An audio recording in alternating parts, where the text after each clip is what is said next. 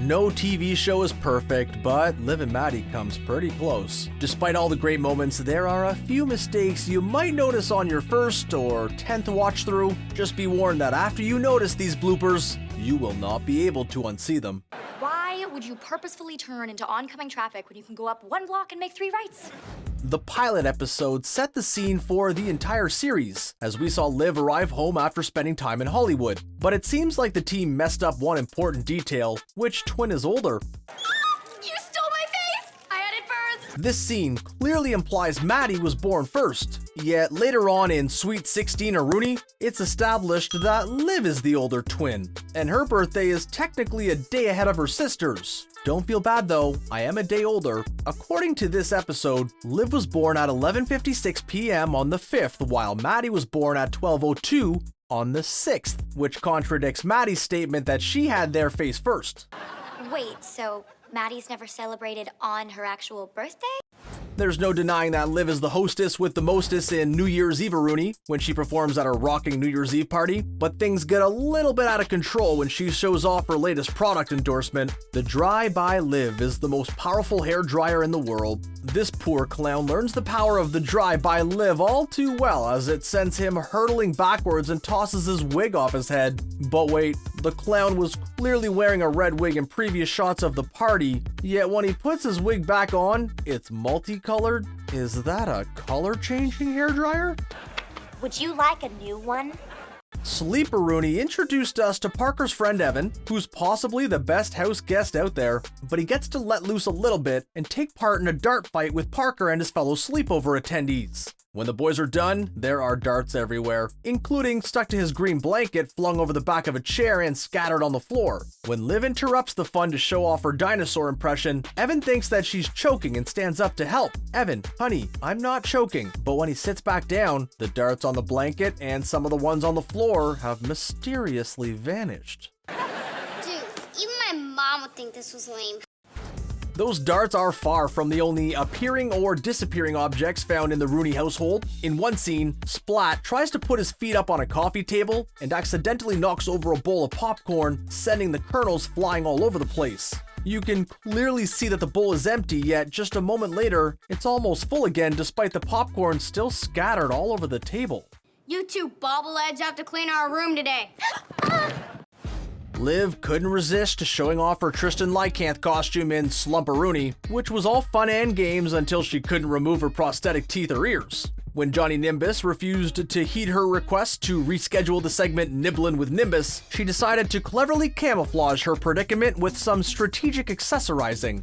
Smart. Johnny Nimbus might be a better cook than we thought, because check out the red pan on the stove. Well, I got a griddle full of brats and a side order of get to know ya. In an instant, it's filled with eggs despite the fact that it was empty moments earlier. Who's going to tell him that you're not supposed to put eggs on a frying pan without removing their shells first? And the armor glue says permanent. In Shoo-a-Rooney, Parker convinces Evan to act like a less than perfect house guest rather than have him set high expectations for Karen when it comes to their behavior. When she relegates them to playing with a box of crayons, with the sharpener removed of course, keep a close eye on the box. No, not because it includes burnt sienna, but rather because it can't stay in one place. We see it in an upright position, and then all of a sudden it's lying on its side despite the fact that neither boy touched it. So, if I don't ever do anything, I don't ever get to do anything? Here we have another error associated with Liv's role as Tristan Lycanth. She and Maddie switch places so Liv can take her sister's driving test, and we'll talk about how that went a little bit later. As for Maddie, she managed to win over some reluctant fans when posing as Liv, but is that as impressive as this employee's ability to teleport? You can see a woman with brown hair and glasses standing by the door in a yellow shirt. Then all of a sudden she's directly behind Parker, and if you blink, she vanishes from that spot too. All hail the sea, Tristan.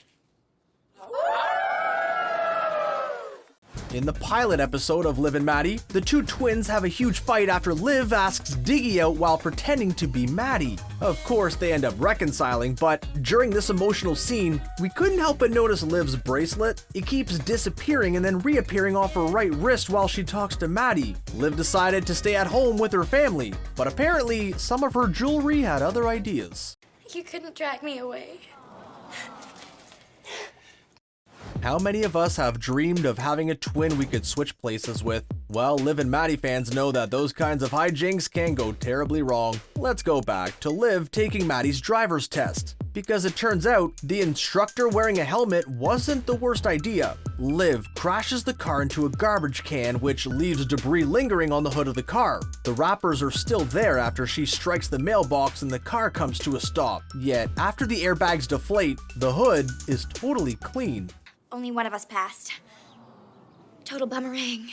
In the first episode of Liv and Maddie, the family airs their grievances and we can see Pete holding a stopwatch. But don't stop watching it, because after Liv blows the air horn for a second time, Pete drops the hand holding it down, yet an instant later, it's raised back up. Then, Parker complains about not being able to use the bathroom with the door open despite the fact that his family has changed his diapers before. All of a sudden, the stopwatch vanishes out of Pete's hand entirely. Then, when Liv says she might as well go back, you can see Pete grasp the air horn with his left hand that was holding the stopwatch before quickly correcting himself and putting it on his other hand. Well, guess what? My life doesn't need fixing.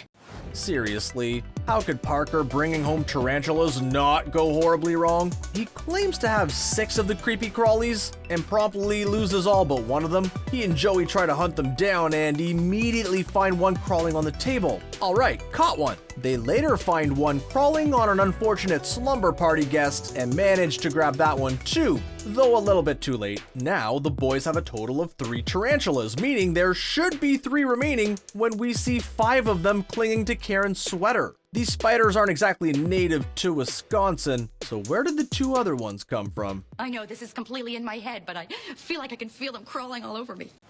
On Pete's birthday, he wants -5 presents, which means he wants to get rid of 5 things around the house, which his wife Karen is not crazy about. One of his picks is an artichoke candle holder, which Karen bought for Parker after he agreed to try artichokes for the first time. Karen said it was like she could still feel it there after they placed it in the box to get rid of, and it's possible this was a bit of foreshadowing since this wasn't really the end of it. We saw it in its place on the end table in the episodes Grandma Aruni and Video Aruni. Did you see it in any others? Let us know down below. No, $20?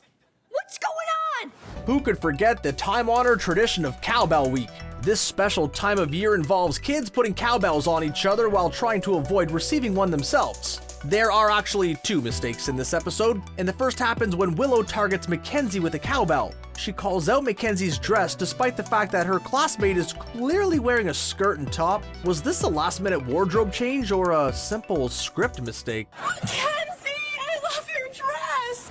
At the end of Cowbell Week, Maddie is the victor, and she isn't exactly humble about her victory. When she's taunting her classmates about their losses, she says, I'm gonna bell you in your sleep! but Maddie didn't bell this girl in her sleep because we saw her do it while she was wide awake at school in the beginning of the episode. Maybe all of Maddie's victories started to blur together after a while. Well, that sounds like loser talk. Both Liv and Maddie are portrayed by the talented Dove Cameron, who switches up her style to make each character stand out. In the first 2 seasons, Liv has a side part in her hair, which helps distinguish her from Maddie. Yet in the 3rd season, she also started wearing her hair parted down the middle, which isn't a mistake on its own, but it was when it happened in Continue to Rooney. This episode was meant to take place immediately after Champa-Rooney, in which Liv's hair was parted on the side. Her abrupt middle part was a continuity error that some fans couldn't help but notice. This is a life-changing offer for me. Since Dove Cameron plays 2 characters, sometimes special camera work is required, and sometimes it goes wrong. In this scene, Liv and Maddie are standing next to each other when suddenly the side of Liv's green purse is cut off in an unnatural way. This must have happened when Maddie was added into the scene later on. I love wearing boots. The rest of that sounds really awful. The kids tease Karen for being less than tech savvy when she treats herself to the latest smartphone. Yep, just holding it makes me feel smart. Woo! She uses an app called FaceGab to call Liv, but when Parker notices that she has the hip-hop gnome snow cone maker, Liv abruptly ends the call by pressing the speaker button instead of the obvious disconnect button on the screen. How could they not tell us we're moving? When Maddie plays pin the tail on the donkey, she wears a scarf tied around her face. Then, all of a sudden, her makeshift blindfold is off her head and into her hands despite the fact that we didn't see her remove it. How'd she take it off and straighten her hair up so quickly? How are you doing on the whole breakup thing? Still hurting, but...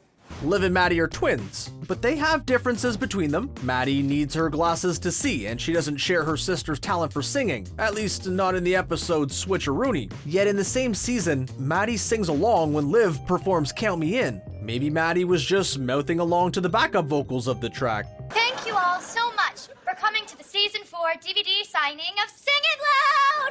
When Maddie and Josh break up, Joey doesn't appreciate having to compete with her for his friend's attention. When Maddie joins them for lunch, she expresses surprise that she has such a nice time playing with churros and spending time with her ex. Who says you can't be friends with your ex? Well, clearly, Maddie doesn't say that, because at this point, she and Diggy have broken up and stayed in contact afterwards. So why was Maddie so surprised that she could be around Josh after they ended things? Dude, seriously?